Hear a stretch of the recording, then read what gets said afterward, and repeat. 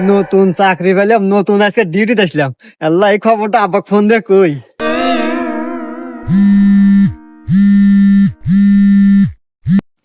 হ্যাঁ বাজান। হ্যালো আব্বা। আব্বা, আমি নতুন চাকরি পাচ্ছি, পুলিশের চাকরি পাচ্ছি। কই? তুই কি করিস বাজান? তুই পুলিশের চাকরি পাচ্ছু? হ্যাঁ, আমার শুনে আত্মাটা জুড়ে গেল বাজান। আমার কত স্বপ্ন ছিল তুই একটা চাকরি করবো, সরকারি চাকরি করবো। যাক বাজান, আমি খুব খুশি হয়েছি বাজান তুই চাকরি পাচ্ছু। আব্বা, ওই আমাদের বাড়ির পাশে যে টয়লেট মোড় আছে না, রাস্তা, এই রাস্তায় আজকে আমি ডিউটি করতেছি, তুমি আসো দেখা হয়ে যাও। বাজান আমি এই সময় কিভাবে যাবো আমি বুঝতেছি না তো। আরে আব্বা, আমার মোটর সাইকেল আছে না, ওই মোটর সাইকেল বাইরে বাইরে টান দিয়ে আইসো, এই যে টয়লেট মোড়ের রাস্তা, এই রাস্তায় এসে দেখা করি, কথা কই তোমাদের।